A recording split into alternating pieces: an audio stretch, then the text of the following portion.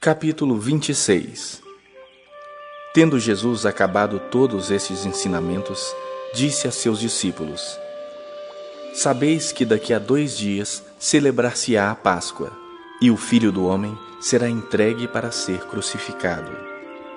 Então, os principais sacerdotes e os anciãos do povo se reuniram no palácio do sumo sacerdote chamado Caifás, e deliberaram prender Jesus à traição e matá-lo. Mas diziam: não durante a festa, para que não haja tumulto entre o povo.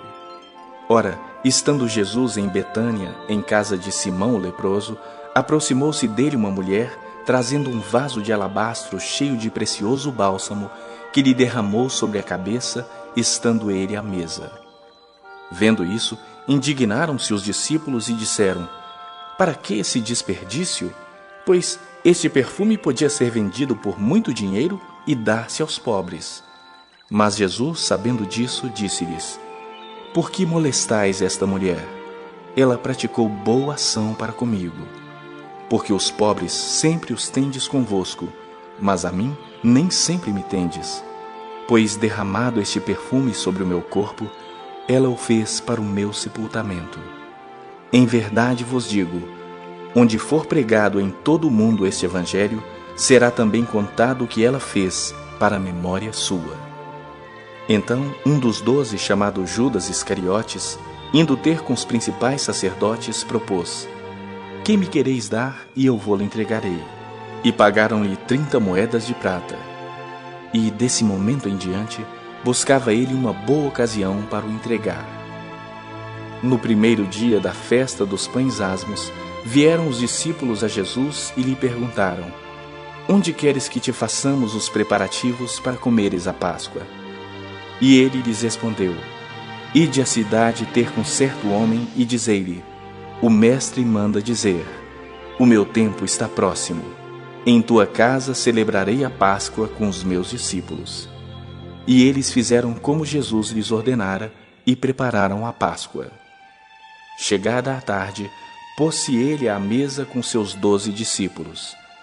E enquanto comiam, declarou Jesus: Em verdade vos digo que um dentre vós me trairá. E eles, muitíssimo contristados, começaram um por um a perguntar-lhe: Porventura sou eu, Senhor?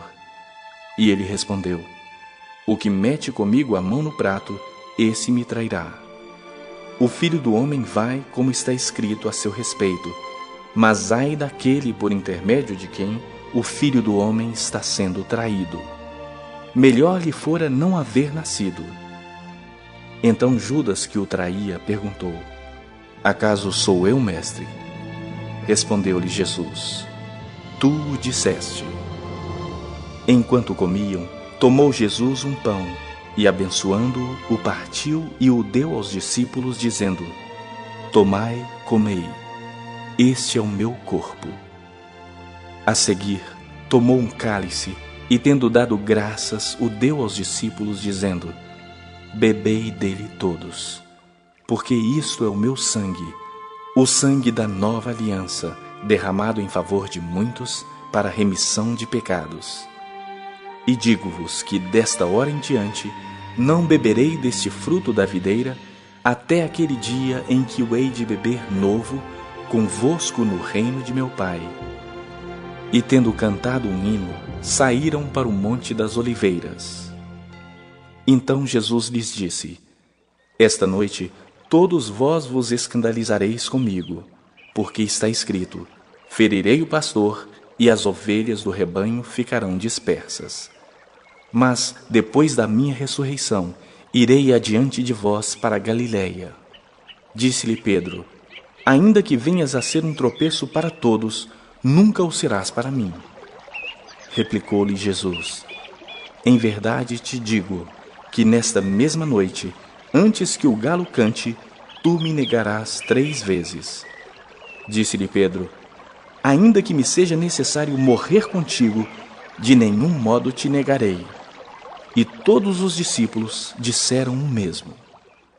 Em seguida, foi Jesus com eles a um lugar chamado Getsêmani e disse a seus discípulos: Assentai-vos aqui enquanto eu vou ali orar. E levando consigo a Pedro e aos 2 filhos de Zebedeu, começou a entristecer-se e a angustiar-se. Então lhes disse: a minha alma está profundamente triste até a morte. Ficai aqui e vigiai comigo. Adiantando-se um pouco, prostrou-se sobre o seu rosto, orando, e disse: meu Pai, se possível, passe de mim este cálice.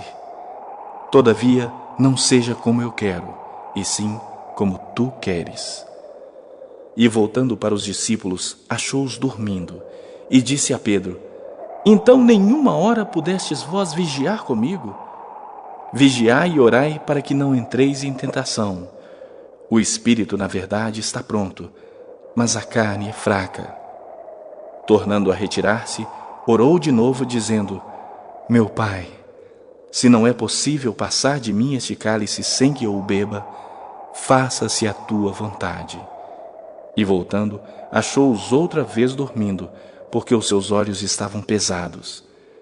Deixando-os novamente, foi orar pela 3ª vez, repetindo as mesmas palavras. Então voltou para os discípulos e lhes disse: ainda dormis e repousais? Eis que é chegada a hora, e o Filho do Homem está sendo entregue nas mãos de pecadores. Levantai-vos, vamos, eis que o traidor se aproxima. Falava ele ainda, e eis que chegou Judas, um dos 12, e com ele grande turba com espadas e porretes, vinda da parte dos principais sacerdotes e dos anciãos do povo. Ora, o traidor lhes tinha dado este sinal: aquele a quem eu beijar é esse, prendei-o. E logo, aproximando-se de Jesus, lhe disse: salve, mestre, e o beijou. Jesus, porém, lhe disse: amigo, a que vieste? Nisso, aproximando-se eles, deitaram as mãos em Jesus e o prenderam. E eis que um dos que estavam com Jesus, estendendo a mão, sacou da espada e, golpeando o servo do sumo sacerdote, cortou-lhe a orelha. Então Jesus lhe disse: embainha a tua espada, pois todos os que lançam mão da espada, a espada perecerão. Acaso pensas que não posso rogar a meu Pai, e ele me mandaria nesse momento mais de 12 legiões de anjos? Como, pois, se cumpririam as Escrituras, segundo as quais assim deve suceder? Naquele momento, disse Jesus às multidões: saístes com espadas e porretes para prender-me como um salteador? Todos os dias no templo eu me assentava convosco ensinando, e não me prendestes. Tudo isso, porém, aconteceu para que se cumprissem as Escrituras dos profetas. Então os discípulos todos, deixando-o, fugiram. E os que prenderam Jesus o levaram à casa de Caifás, o sumo sacerdote, onde se haviam reunido os escribas e os anciãos. Mas Pedro seguia de longe até ao pátio do sumo sacerdote, e, tendo entrado, assentou-se entre os serventuários para ver o fim. Ora, os principais sacerdotes e todo o sinédrio procuravam algum testemunho falso contra Jesus, a fim de o condenarem à morte. E não acharam, apesar de se terem apresentado muitas testemunhas falsas. Mas afinal compareceram 2 afirmando: este disse: posso destruir o santuário de Deus e reedificá-lo em 3 dias. E levantando-se o sumo sacerdote, perguntou a Jesus: nada respondes a estes que depõem contra ti? Jesus, porém, guardou silêncio. E o sumo sacerdote lhe disse: eu te conjuro pelo Deus vivo, que nos diga se tu és o Cristo, o Filho de Deus. Respondeu-lhe Jesus: tu o disseste. Entretanto, eu vos declaro que desde agora vereis o Filho do Homem assentado à direita do Todo-Poderoso e vindo sobre as nuvens do céu. Então o sumo sacerdote rasgou as suas vestes, dizendo: blasfemou! Que necessidade mais temos de testemunhas? Eis que ouvistes agora a blasfêmia. Que vos parece? Responderam eles: é réu de morte. Então uns cuspiram-lhe no rosto e lhe davam murros, e outros os esbofeteavam, dizendo: profetiza-nos, ó Cristo, quem é que te bateu? Ora, Estava Pedro assentado fora no pátio, e aproximando-se uma criada lhe disse: Também tu estavas com Jesus, o Galileu? Ele, porém, o negou diante de todos, dizendo: Não sei o que dizes. E saindo para o alpendre, foi ele visto por outra criada, a qual disse aos que ali estavam: Este também estava com Jesus, o Nazareno. E ele negou outra vez com juramento: Não conheço tal homem.